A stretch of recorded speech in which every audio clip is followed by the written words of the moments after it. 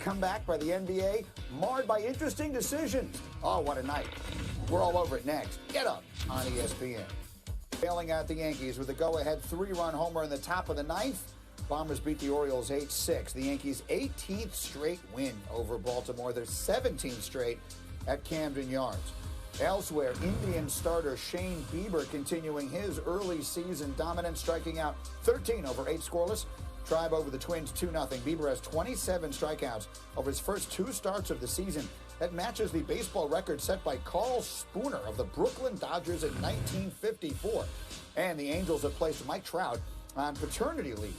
He will continue his Tier 1 testing while away, meaning he can return to the team without quarantining if all of his tests are negative. The limit for a stint on the paternity list is 3 days. And with that in mind, as we begin a new hour here, just about 10 o'clock in the morning in the East, Mike Greenberg with you for Get Up, and look who's ready to go. Jalen and Jacoby are here. And Jalen, you're on this morning despite my protestation, because the way they played Zion last night frustrated me enormously. We have to continue to lobby over this suit bet, Jalen Rose. I tried to tell you and Jay Williams at the beginning of the season, Zion is going to be a transcendent talent.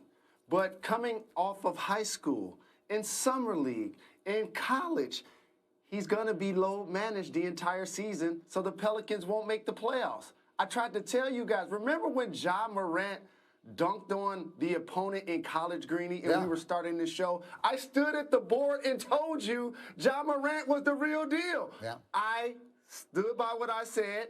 Memphis Grizzlies will get that 8th spot. I'm going to lose a suit over this thing if things don't go the right way. We're going to get to that game in a moment, but let's start with the thriller between the Lakers and the Clippers last night. Fellas, here we go, and what a scene it was. After a 140-day layoff, the NBA returning, and as the national anthem played, every person on the court took a knee together. LeBron and Anthony Davis and Kawhi and Paul George, so the stars and the coaches. And then before the anthem ends, LeBron with the fist in the air. What a powerful image indeed it was. And so those were the moments before it began. And then the familiar with LeBron and the chalk toss and other NBA stars in the bubble there to watch. There they are. The commissioner was on hand. Adam Silver to watch the restart. And then the basketball began, and it was glorious. Second quarter, Lakers up 9. LeBron, Kawhi, always going strong to the hole, and he throws it down. LeBron quiet offensively. First half, just 6 points in the first and half. In fact, it would change shoes at halftime. Lakers up by a deuce. Just over 2 minutes to go in the third. Lakers down by 5, but it's Anthony Davis. You're going to see not 1 but 2 threes from Davis. What you won't see are the 16 foul shots he made in the game last night. Finished with 34 points. Lakers take the lead. Just over 4 minutes left. Clippers not going away. Kawhi. Danny Green on him. Kawhi stepping back. Knocks that down. 7 out of 16 up on the floor. Kawhi would score 28. Clippers within 6. Under 2 minutes to go. The Laker lead is 1. LeBron. JaMychal Green. Can't stop him. LeBron puts the Lakers back up 3. Just over 30 seconds left. Still that 3-point margin. Paul George. Look at him working hard. Defense all over him, but he finds a moment, and he finds a 3. He had 6 threes on the night. A team high 30 were tied. Under 20 seconds to go.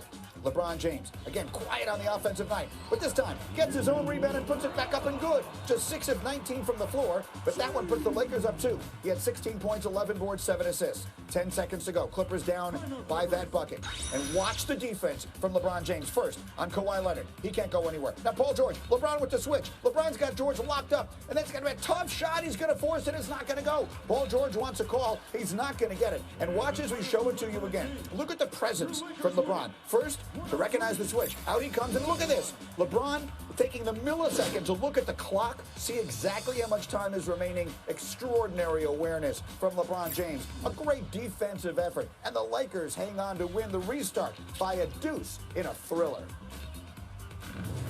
The game of basketball has always been bigger than just the ball in the rim and 10 guys on the floor with referees. It's an opportunity to use this platform and be able to spread a lot of positive, a lot of love throughout the course of the whole world. We understand what's going on in society right now, and we're using this NBA platform as the players, as the coaches, as organizations to continue to stand strong on that. So this is a good start. This is a good start tonight. It's great to have the NBA back, and I hope our fans are proud of us tonight.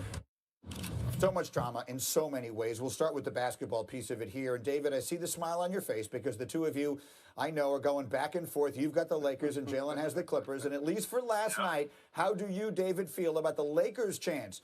What did last night mean to you regarding the Lakers' chance of being the team to make the finals? Last night was pretty concerning if you are with the Lakers or a Lakers fan. I mean, you have to remember the Clippers were missing Harrell, and they were also missing Lou Will. Those are a lot of production from those two coming off the bench, and they barely squeaked by the Clippers last night. That was concerning if you are a Lakers fan. AD looked great, though. That was the same take that Jay Will had earlier this morning. Jalen, do you agree that based upon who the Clippers were missing, last night almost felt like a win for them? It's a win for me. Keep that same energy, David. You're the same individual that told me that Kawhi Leonard was struggling in the bubble from the field. You remember us having that conversation, Greeny, on this program? Yes. He was really concerned. Well, Kawhi looked really good last night, and so did Paul George. They're going to be virtually unstoppable once they start playing together a lot more consistent. And also, you guys got all over me, you too, Greeny, about my MVP choice who plays for the Milwaukee Bucks. LeBron was terrific last night at the end of the game defensively, but Giannis does that all of the time. Did you see Anthony Davis be a difference maker out there yesterday? He had over 30 points. He was the guy that was driving the narrative offensively. I love the Lakers. I love what LeBron has accomplished this season. But if I had to pick a team in a 7-game series versus the Clippers, and they didn't have Lou Will and Montrezl Harrell, I feel better about my pick, Clippers. I hear you. Let me give you the other side of that, David. Let me try and take the other side, Jalen, on that. And that is that the one place the Lakers seem to have an unquestioned advantage is Anthony Davis. And I had Charles Barkley on the show yesterday and Stephen A. And they were making the point that Anthony Davis has to dominate, that the Clippers don't have a matchup for him. And he shot 17 free throws last night and made 16. So to me, if you're walking away feeling good about the Lakers, Jalen, that's the reason why. How much more you want him to score, Greeny? He dominated last night, and they barely won. He had 34. Anthony Davis is fantastic. I was the person on this show telling the world that he leads the Lakers in points, rebounds, blocks, and steals. As a matter of fact, if you want to go deeper in the box score, he leads the Lakers in 14 statistical categories. He's been outstanding. He's my first-team All-NBA performer. And so, of course, you need him to be dominant. But you know who else you're going to need to be dominant? LeBron James. You're going to need him to score a lot more than he had, Greeny. Yeah, no question. David, your thoughts? The thing is, you bring up Anthony Davis. I'm glad you did, because it was clear last night there's absolutely no answer. They tried 4 or 5 different defenders on him. There was no answer. He was hitting threes. He stepped into a heat check three. He's 7'1".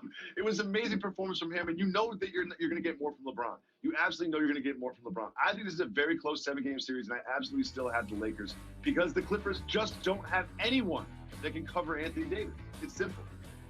Is that ultimately the difference? That he walks away feeling better about his Clippers. The first words out of your mouth this morning, David, were it's a concern if you're the Lakers. Are you staying on the pick, though? At the end of the day, NBA Finals this year, Lakers or Clippers? Absolutely.